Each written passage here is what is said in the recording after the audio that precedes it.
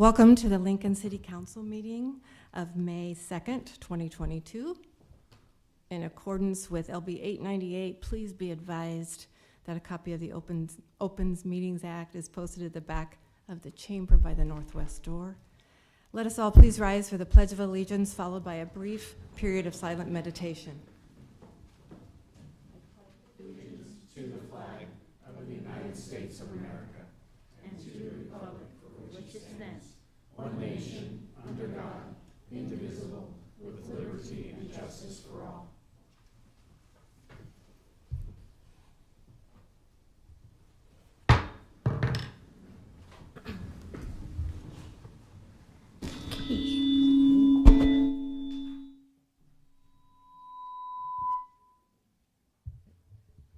Thank you. Madam Clerk, would you like to take us into the Board of Equalization meeting? Yes, we will need an election of chair. Are there any? I nominate Councilwoman Ward. Second. Please call the roll. Raybold? Yes.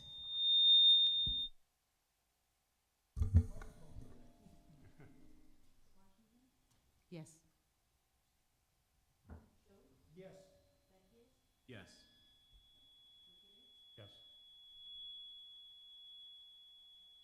Let me see if I can get our mics fixed. Thank you.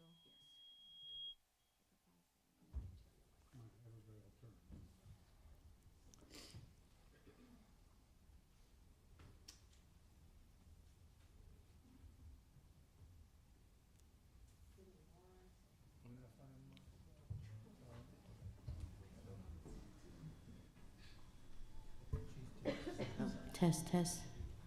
Better, thank you. Maybe.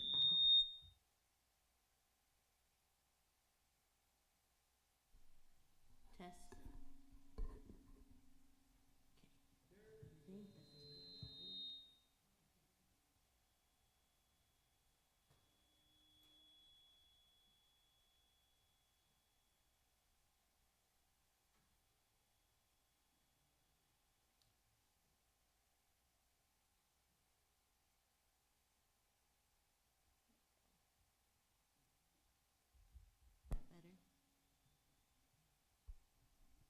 Okay, let's give it a try.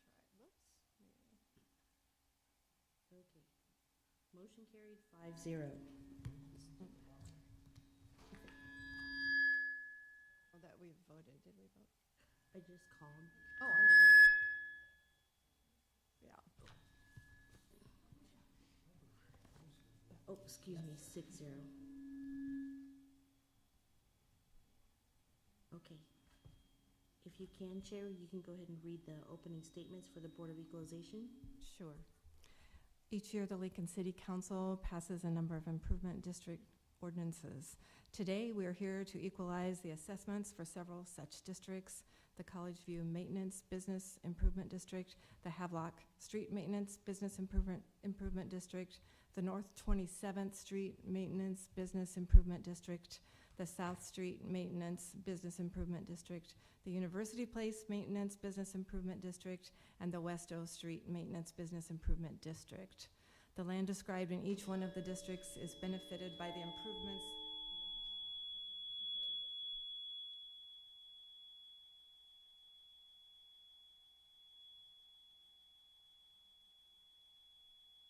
cost of these services.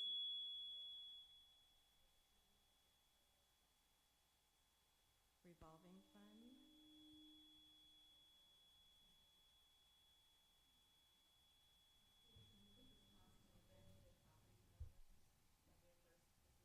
Just this one.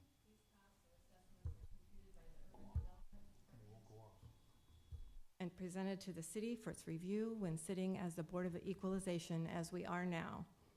The clerk will read a description of each district individually.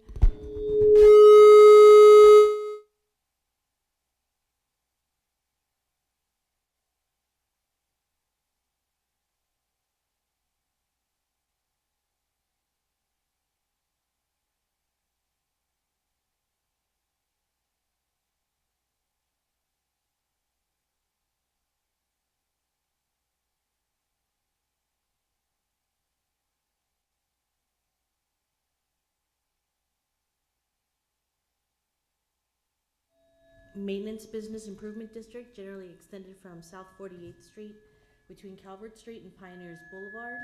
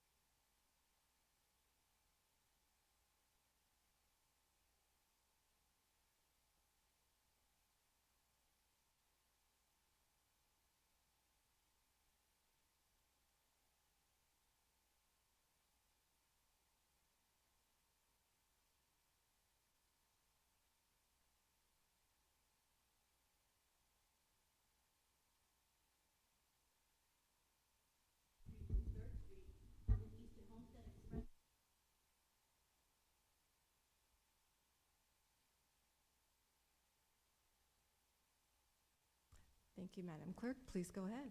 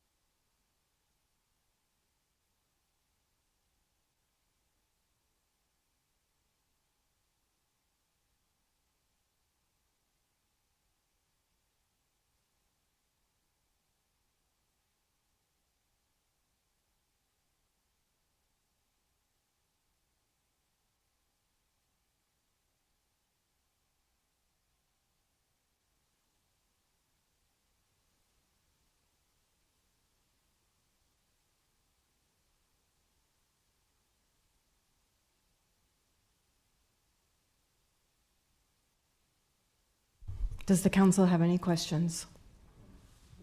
Seeing none, can we please move forward? We can now vote on these districts. Raybold? Yes. Washington? Yes. Ward? Yes. Schob? Yes. Beckius? Yes. McGinnis? Yes. Motion carried 6-0.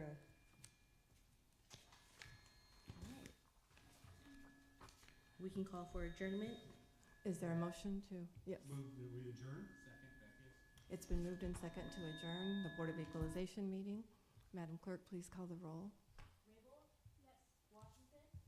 Yep. Ward? Yes. Schob? Yes. Beckius? Yes. McGinnis? Yes. Motion carried 6-0. We are adjourned from the Board of Equalization meeting. We'll move on. All right. The order of business of the City Council is as follows. The clerk will call the items listed on the agenda. Under public hearing, anyone wishing to speak on an item should come forward after the clerk reads that item. The council shall require any member of the public desiring to address the council to identify themselves, the name of an organization or group, including an address that you may be representing by such person or group unless the address requirement is waived to protect the security of the individual. The applicant may then make one short rebuttal. Each speaker should begin by stating their name, address, organization, or group, and whether you are speaking in favor or of or in opposition to the item. Testimony is limited to 5 minutes per speaker. After all public hearings, the council will vote on the resolutions from items listed under third reading. On the second and last Mondays of the month, immediately prior to adjournment, anyone may speak on any issue not on the agenda for that date nor planned for a future agenda. Will the clerk please call the first item of business? Our first item of business.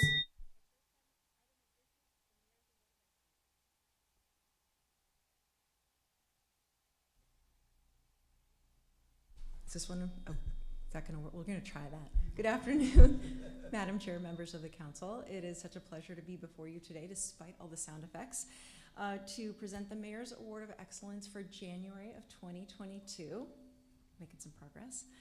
And this is to a team from Information Services, a division of the Finance Department.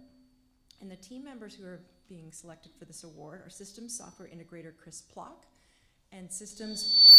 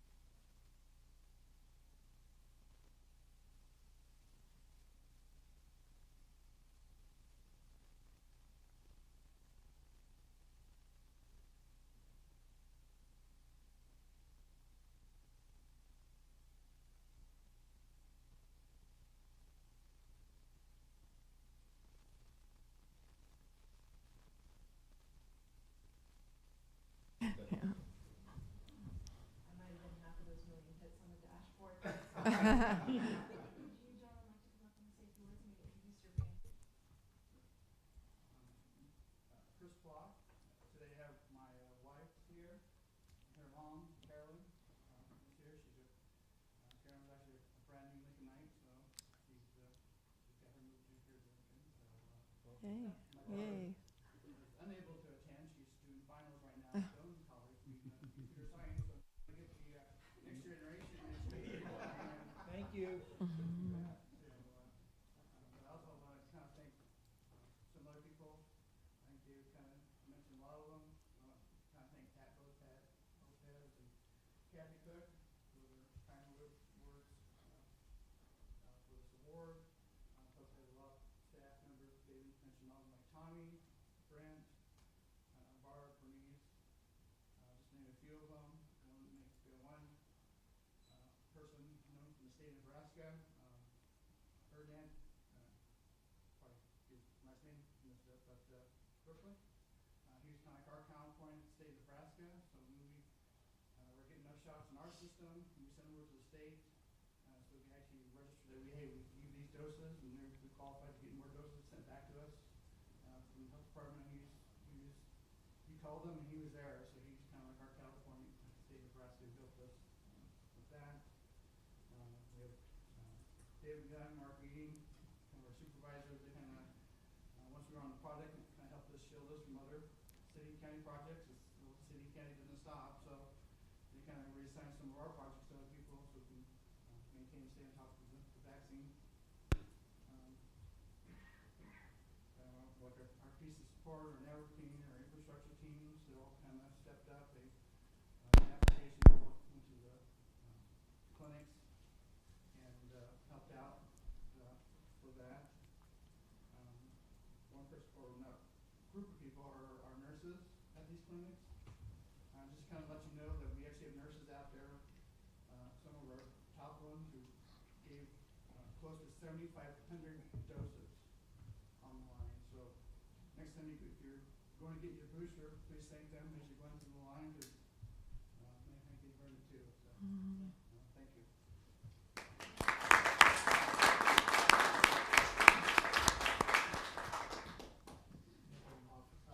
I guess I want to echo what Chris said without having to go through the same list of names, but they were all great support. I do want to add a couple extra ones. We actually had a little help from a person over in county corrections, Nate Atkins.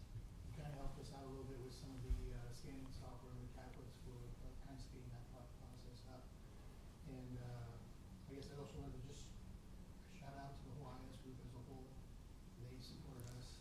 And honestly, when we first went and saw the first clinic, when our technology wasn't in there, I was watching thousands of people go through this line, and it was the biggest nervous wreck I had to say, we're going to put something in here, and if we had, like Kathy said, if we had 30 seconds to just a shot, how is that? I mean, these people are going through with a 15-minute wait at the end, and they're being done in 20 minutes. I was really concerned, and was really happy with all of your guys' help, and all of our health department and the nurses were awesome to work with, and all of the health department staff was great to work with. School projects, so thank you all for that.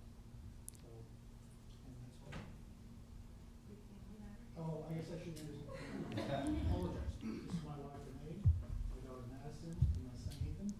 Both of them, one's college age student, the other one's going to be a senior next year at Columbus. Great. Thank you. Thank you very much. You've heard a lot today about the time that was saved, but I think what we all really know is that they saved lives. Yes. They took care of us in this fight.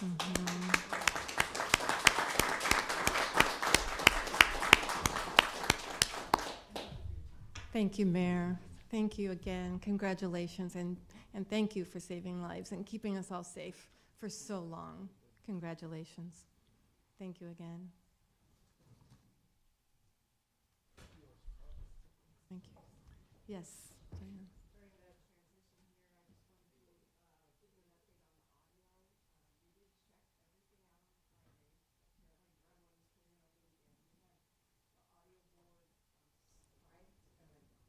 So Melissa is on the phone trying to get that fixed. In the meantime, we're recording audio on the phone. So we do apologize. These things happen. And I'll try to keep you updated during the meeting in terms of the audio. So Okay. I apologize for the pops and the lines, but we're Thank you. It sounds better already, and we do not live in a perfect world. So thank you, Diane. Ms. Gonzalez. Okay. All right, Madam Clerk, can you move us on, please? Okay.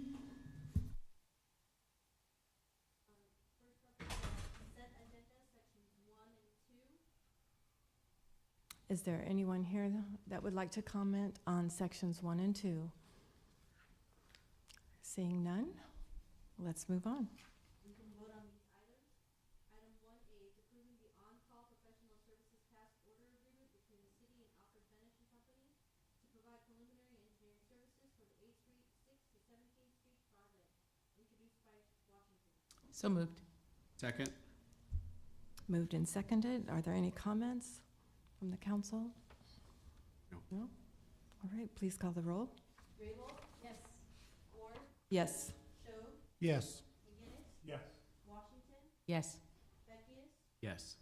Motion carried, 6-0. Item 1B is approving the on-call professional services task order agreement between the city and Felsberg Falls Boulevard to provide environmental services for the 8th Street, 6th to 17th Street project, introduced by Washington. So moved. Second? It's been moved and seconded. Are there any comments from the council or questions? Seeing none, let's move on. Washington? Yes. McGinnis? Yes. Rabel? Yes. Beckius? Yes. Schob? Yes. Ward? Yes. Motion carried, 6-0. Items 2A and 2B was introduced by Schob. So moved. Second. It's been moved and seconded by Washington. Please call the roll. Beckius? Yes. Rabel? Yes. Washington? Yes. McGinnis? Yes. Schob? Yes. Ward? Yes. Motion carried, 6-0. All right. Move on to section 4, public hearing liquor resolution. Item 4A, manager application of Michael G. Hilton for Homegrown Industries doing business as Little Mushroom located at 601 R Street, Suite 110. Introduced. Is there anyone here that would like to comment on item 4A? I'm going to interject here. Apparently, things are getting better, but those mics aren't working. So, Public I'm comment. going to try, yes. Okay. All right. We're going to have anyone who needs to speak to the council needs to come here to Johansi's mic instead. He said he doesn't want to use it, so. All right, very good. We'll keep working, but this is a workaround for now.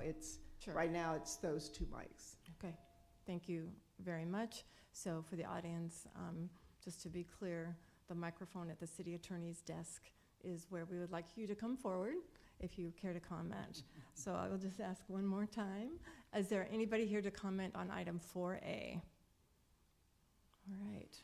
Are there any questions or comments from the council on item 4A? All right. Let's move on. Item 4B, manager application of Florence Department Store for Greenfield Cafe doing business as Greenfield located at 7900 South 87th Street. Is there anyone here to comment on item 4B? Anyone in our audience to comment on item 4B?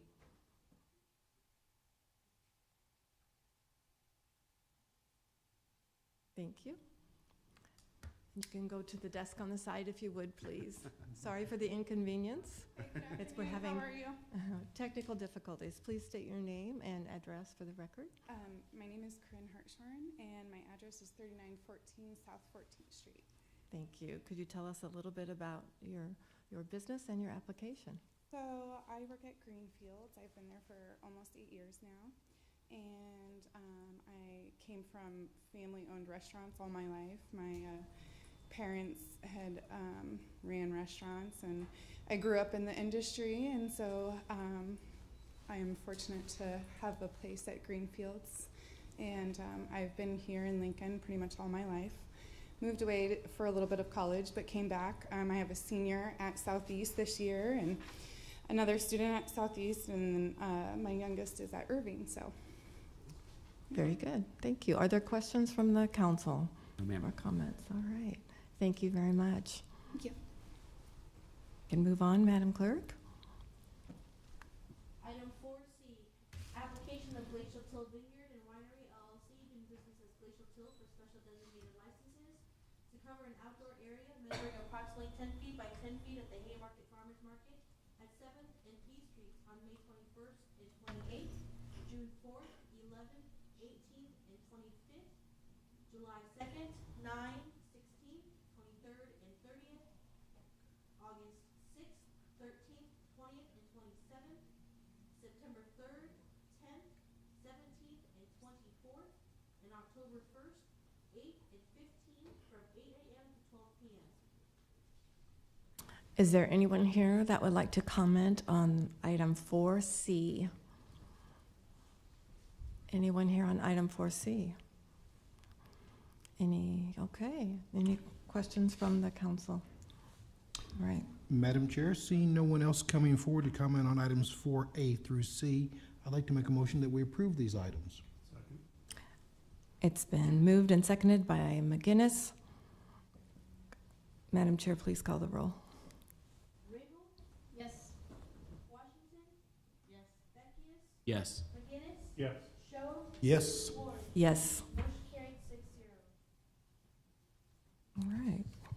Move on to section 5, public hearing resolution, item 5A, accepting and approving the report of new and pending claims against the city for April 1st through April 15th, 2022. Yes.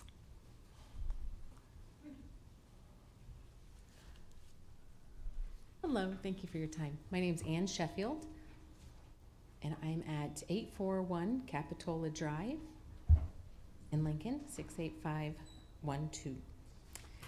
And I'm here regarding a risk management claim regarding a broken door at my property at North Point Villas. We had a 911 call where the department had the wrong address and they broke in the door, and then they did, I'm assuming, find the right address. In filling out the risk management request, the city attorney did send us a letter back stating that they would recommend declining this. However, our properties all have Knox boxes, which provide locks like keys for all of our buildings at our properties, and it was not used. And so I would request that this bill, which I do have a copy if you'd like to see, the estimate, it was the same as the estimate, be approved and provided to us, as CIP does follow the city code, which the Knox boxes are required, and we have installed 2 at North Point Villas and at all of our properties. Are there any, please I was go gonna say, ahead. Did you want to see a copy of the estimate? Sure. I think, do I just put on this?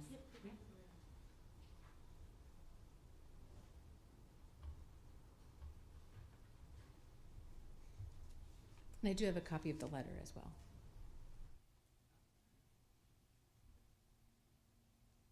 Would you mind reading the total out loud for those They of us just that? haven't catching up with me. Yeah. The total was $870. Okay. And it was installed by TMG Building and Renovation, who have their doors. Are there Thank you. questions for the applicant? Yes, Councilwoman Washington. Thank you for coming forward, Ms. Sheffield.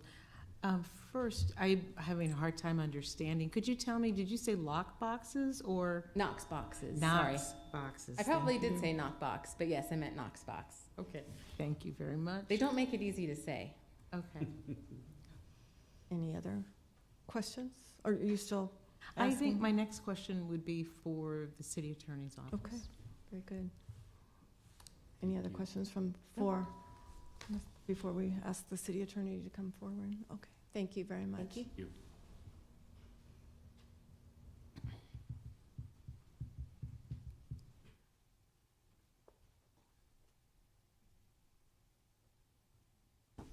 You're back at your desk, Mr. City Attorney. Yes, Mr. Christie. Yancey Thank Christie, you. City Attorney. Mr. Christie, can you tell us a little bit about the warrant? Was the address on the warrant correct? So, and I don't know if where the word warrant, maybe she said warrant, but it was, what happened, it was a 911 call. And then the 911 operator could hear snoring, type, respirations. The 911 operators were unable to pinpoint the exact location of the caller, and the phone number was not found in the locals and information that they had.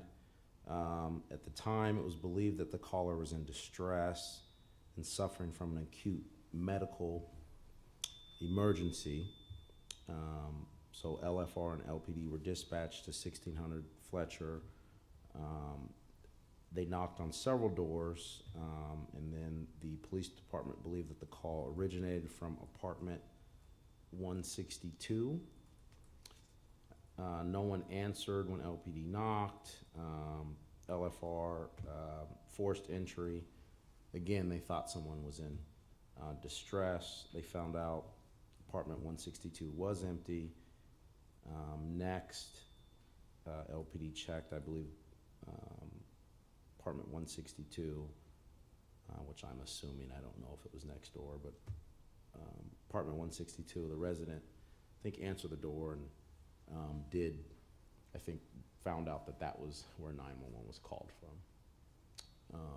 I think that the city attorney's office has routinely recommended denial on these type of claims. When some of you may have been here for these type of claims before, when there is a 911 call and when our law enforcement agencies, LPD, LFR, when they have to respond and they have to make the split-second decisions. Of course, again, at the time, they thought it was a medical emergency. They didn't know that it was an inadvertent call at the time.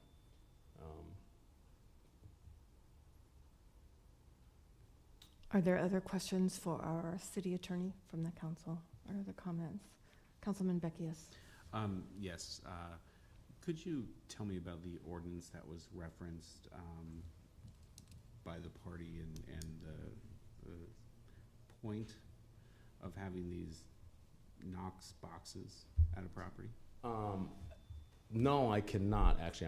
I know that she referenced an ordinance in the Knox boxes. As I stand here right now, I cannot point to the ordinance and tell you off the top of my head. I'm happy to get that information to you. Okay, thank you. Any other questions for our city attorney? Is that fair? All right, thank you for answering those questions. Ms. Sheffield, would you like to close on your request?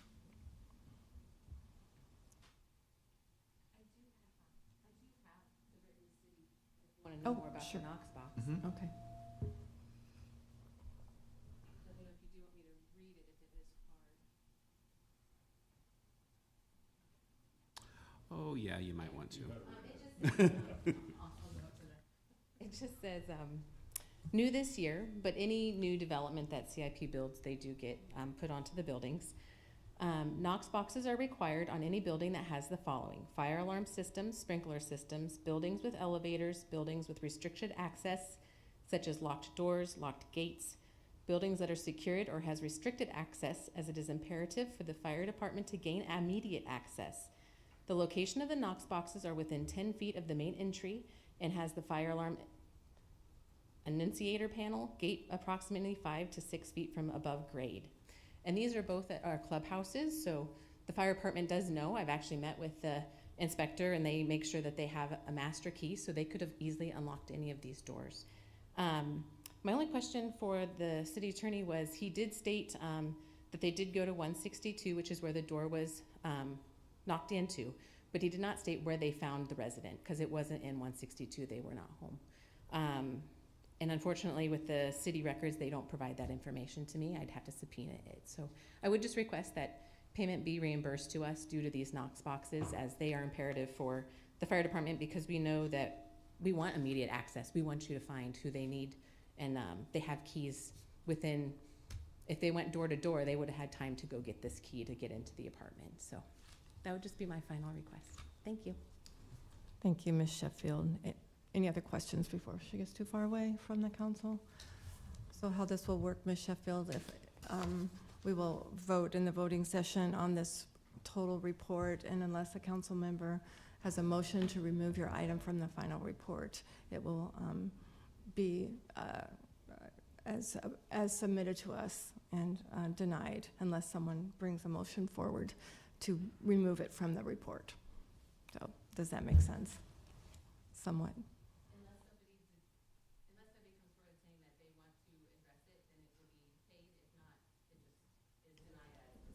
Correct. Correct. Thank you. Can we move on, Madam Clerk?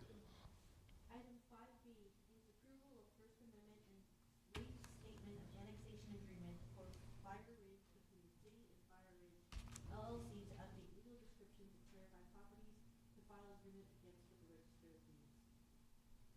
Is there anyone here that would like to speak on this item?